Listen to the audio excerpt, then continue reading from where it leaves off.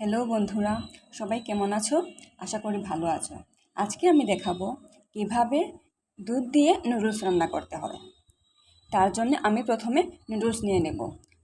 যতগুলো দরকার ততগুলো নেব। আমি নিলাম 1 প্যাকেট। আপনারা চাইলে আরও বেশি নিতে পারেন। এই যে আমি 1 প্যাকেট নিয়ে নিলাম। তারপর একটা সসপ্যানের মধ্যে গরুর দুধ বা গরুর দুধ, যার যেটা মন চায় সেটা দিতে পারেন।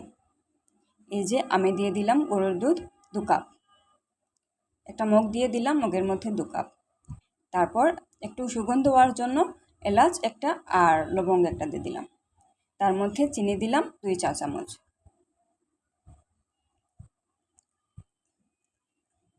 এই যে তারপর আমি নেড়ে চেড়ে দিচ্ছি যাতে চিনিটা গলে যায়।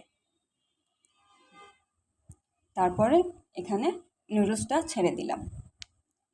ছেড়ে দিয়ে প্রায় 10-15 মিনিটের মতো রান্না করলাম। এই যে তৈরি হয়ে গেল আমার নুডলস। তার মধ্যে কাজু, কিশমিশ, তারপর কাঠবাদাম আর আরও স্বাদের জন্য একটা কোকো ক্রাঞ্চ দিয়ে দিলাম। কাজু অবশ্য আমি দেইনি, আপনারা দিতে পারেন।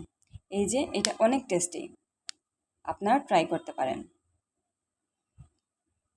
আমার কিন্তু ভীষণ মজা লাগে। আমি প্রায় সবসময় করে খাই এরকম।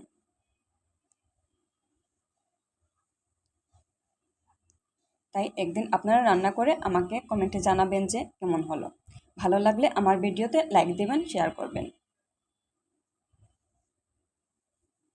আমি খেয়ে নিচ্ছি।